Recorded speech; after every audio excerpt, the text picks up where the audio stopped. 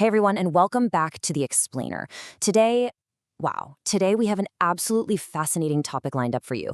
We are diving headfirst into a truly mind-bending reality, unpacking the latest insights on what it would actually mean to decode non-human communication.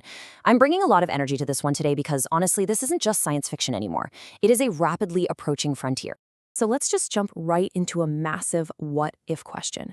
What if we successfully decode the language of animals using advanced AI? I want you to take a second and really think about that. We are setting the stage today for a grand thought experiment, one that explores a profound psychological and, frankly, structural blow to humanity. Because if we actually cracked the semantic structures of non-human communication, well, everything we know about our place on Earth would be completely turned upside down. All right. Let's start with part one, the human ego blow. Consider this historical parallel for a second. You know the Copernican realization, that massive society-altering shock when humanity discovered the Earth wasn't the center of the universe? Well, decoding animal language would literally be our modern Copernican shift. We'd be forced to face the incredibly unsettling truth that humans are not the only entities on this planet with rich, complex inner worlds. We would have to accept that other species have intricate social dynamics and even distinct regional cultures. Basically, the planetary spotlight would suddenly be shared. Moving right along to part two, the collapse of human exceptionalism.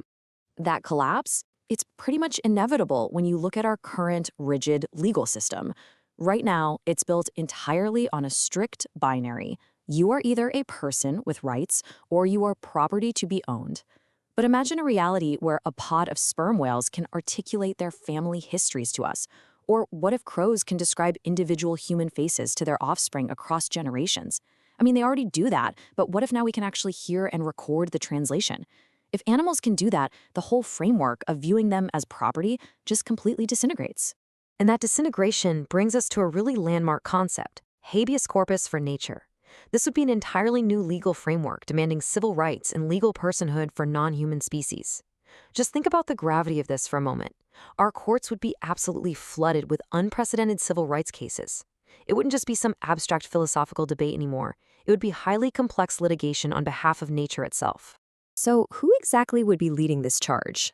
Well, the first to demand legal personhood or, to have it demanded on their behalf based on this new translated evidence would definitely be the highly vocal and socially complex species. We're talking about cetaceans like whales and dolphins, elephants, and primates. These are creatures whose intricate social lives would just be impossible to ignore once broadcasted in a language we could finally comprehend.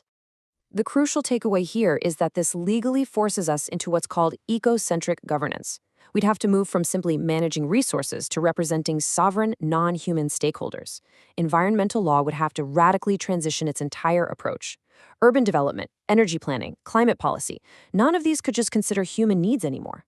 They would literally require consulting the active voices of the ecosystems we share this planet with. Okay, part three, the industrial and economic shockwave. Let's contrast the blind assumptions of our current models with what a post-decode reality would look like. First up, industrial farming. Right now, it relies heavily on mass processing based on the assumption of base survival instincts.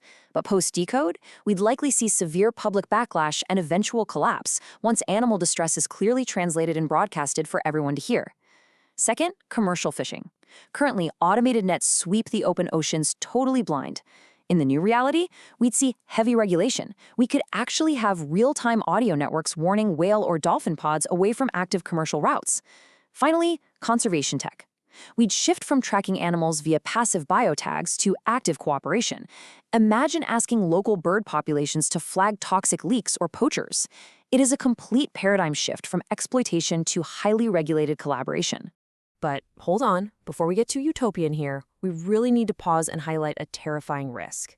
Because machine learning excels at finding statistical regularities, AI will likely allow us to synthesize and generate fluent animal calls way before we fully understand what it is we are actually saying to them. We could literally be speaking into the wild without having a clue what our words mean.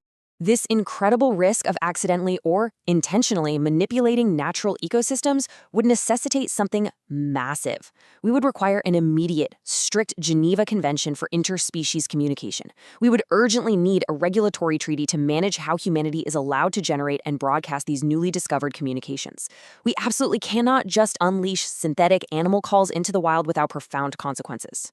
Which brings us to part 4, and this is a fun one: everyday life and the pet translation paradox. I know.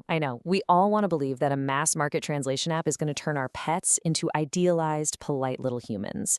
You know, like a Disney movie where your golden retriever tells you how much he appreciates your hard work. But the reality? It's that talking to animals would be a chaotic revelation of entirely different sensory priorities. We would very quickly find out how deeply alien our furry best friends actually are. Instead of "I love you, best friend," your dog's frantic inner monologue would probably sound exactly like this. Intruder near the front perimeter line. High-fat aroma detected under the kitchen counter. High anxiety due to high-frequency electrical hum in the wall. It wouldn't be polite conversation. It would just be a continuous, high-energy stream of overwhelming sensory data. And cats? Oh man, cat translations would reveal they're just as alien, expressing a completely baffling mix of hyper-territorial boundary assertions and deeply transactional affection. We would finally have undeniable proof that while we might share a physical home with our pets, we are inhabiting entirely different sensory worlds. Let's zoom back out for our final section, part 5: neighbors, not owners. I really want you to let this phrase sink in for a second. The earth would suddenly get very, very loud. Decoding the language of nature means that humanity can no longer treat the planet as a quiet, silent backdrop for our own history. The silence we've always assumed was out there, it was just an illusion of our own ignorance. A successful AI decode would permanently force a core shift in perspective upon us. We'd have to totally abandon this old mindset of humanity acting as the world's owners and adopt the much more humbling reality of humanity as the world's neighbors.